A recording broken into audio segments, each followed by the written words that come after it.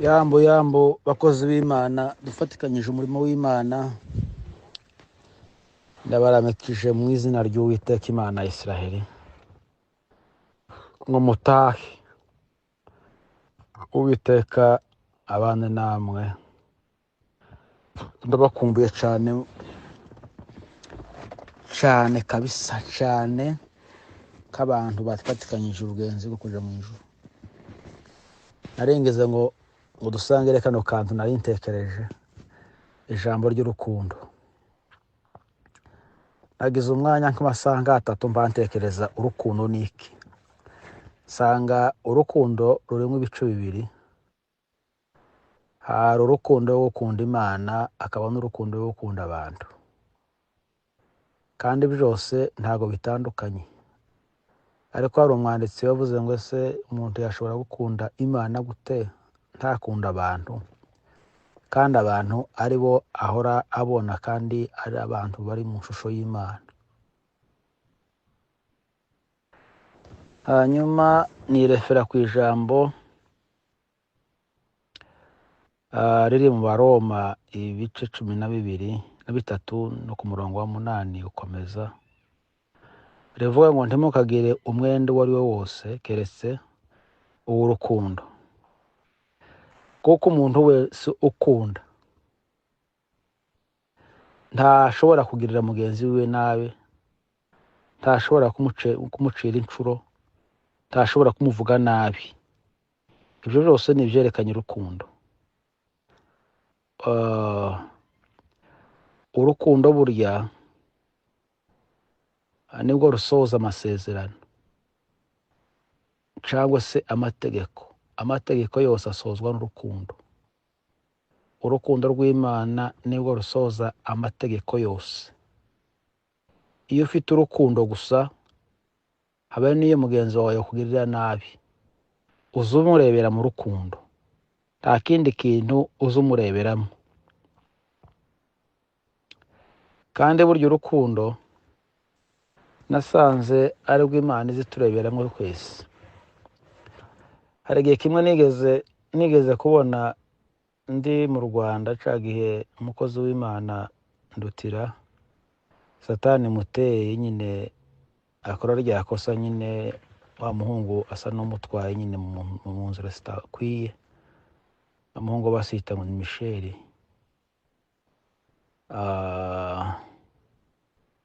Zo ni ibintu zashize, ariko nashatse nyine gutanga nk'umufano.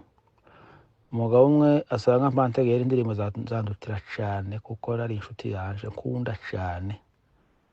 Arambwira ngo usenga uracagira ngo indirimbo zandutira n'ikintu ngo yakoze ejo bundi, ngo je nahise sipurima, ngo nakuyemo indirimbo ziwe sinzongera kuzumva kuzagaza mpfuye. Ndamubwira ngo wewe uracari kure cyane. Aho iminsi Ndutira yagufashije mu ndirimbo ziwe, ubihwanyije n'uyu munsi agakosa akoze uyu munsi wa none, gafutse kahise kazimya ibintu byose byiza Ndutira yakoze byakunejeje. Ndamubwira ngo jewe ikintu umuntu yankoreye ciza kakemukundira, habe niyo nosanga akora icaha gutya ngasanga ari muri action yo gukora icaha. Icyo cano yitamu mbabarira ubwo ngubwo, bivanye n'ikintu ciza yakoze kandi cyakoze ku mutima wanje, cyanteye munezero.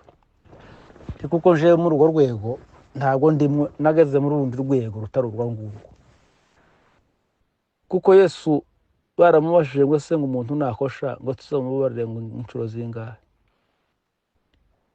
Yesu arababwira ngo muzamubabarire ngo 7 inshuro ngimara 70. Ukoze karikire ni imibare myinshi cyane, kandi izo karikire uzitekereje nawe usanga nta muntu n'umwe uri ku isi wogeza izo nshuro zose.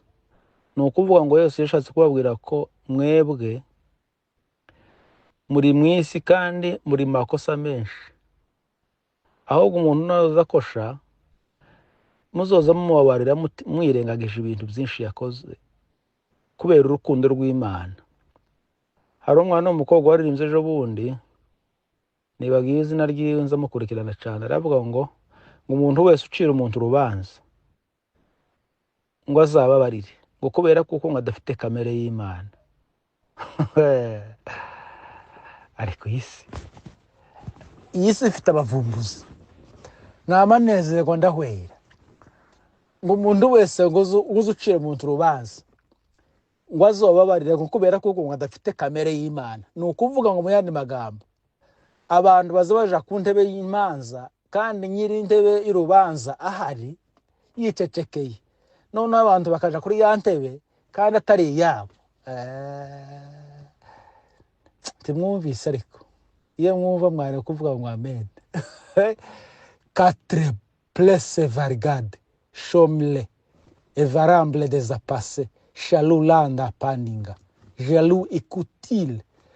Imana burya si umusinzira, je ndi umusinzira mu murara basanzwe bakwisi, ndi umusinzira obabwari, ariko Imana si umusinzira obabwari, kandi ibitekerezo z'obabwari, amanama y'obabwari Imana ntiziyitaho, ntizijare.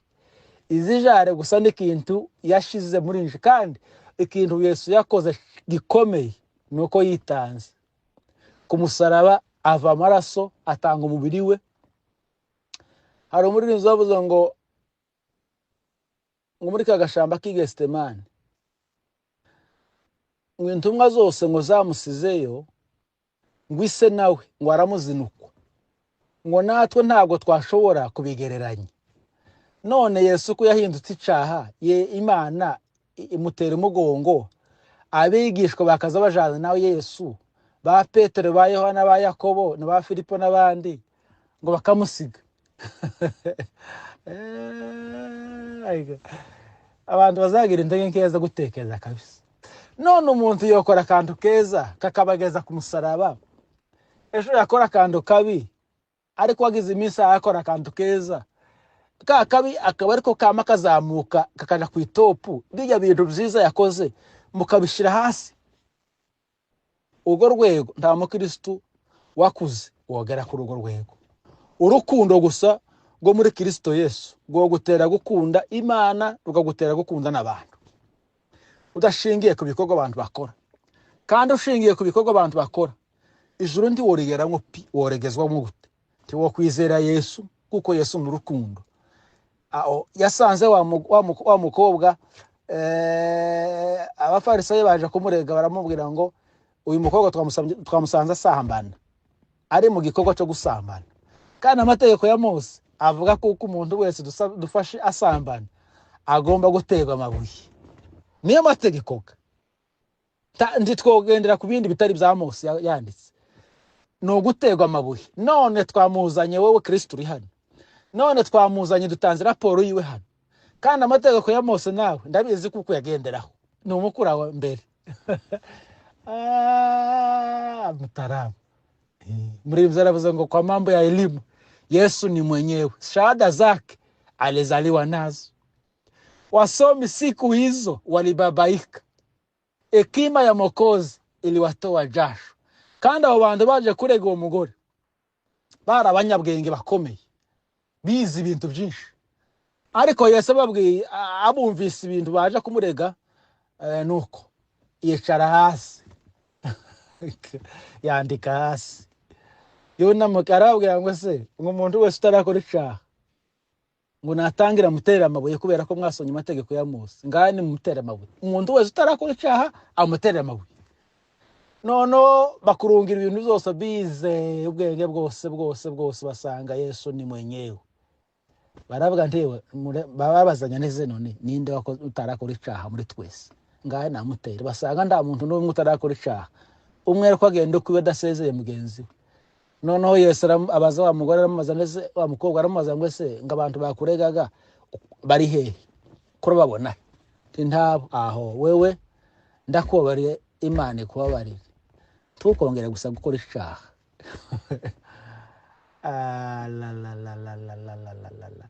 Umuntu azana kubwira ngo nyanaka ngo yakoze iki, ngo nyanaka ngo yakoze iki, ngo nyanaka ngo yakoze iki, ngo ntakiri mu murongo bayumbe, ngo ntakiri mu murongo ngo wa Erbeteri, ngo muzamu mufata nk'umuyoboke wanyu, ngo yaramenje, ngo yaragiye amaze namwe mwamubona hagurutse bugatuti mukamutangira kuvuga ngo ingingo yini yaramutupse uyu muntu ntakire mu rugerero mukamura murajiste kandi mwiriste yari beteri mukama mumufuta akama hibagirana gashira mumufuse Yesu aracamufite giwe aracateze amaboko y'imbabazi umuntu nakoreca hanone arika mureke dukure dukundane urukundo rwa Kristo muzamurebera ku rugero rwa Paulo yaravuze ngo jewe nageze mu ikirenge mu ca Kristo none namwe simbabwira ngo umugore mu ikirenge mu ca Kristo mubanze mugere ikirenge mu canje akoze Uwiteka none bazabiyemera kandi no Uwiteka bemeye nashatse kubabwira ngo mukundane urukundo rwa Kristo apana urukundo rw'abantu rusanzwe rwa hato na hato rutazatuma mubura ijuru ni urukundo gusa nta kindi kurangira ngo ijuru ryubatse ku bindi ni urukundo gusa ugiyandeho ro urukundo pe tategeko nimwe ry'ijuru uzasohoza nuko Imana ibaheze umugisha ndarenkene kubaramutsa kuri ako kaneno ariko umunsi tuzokubitana na Yesu gutya mu gitaramo de biletambandikala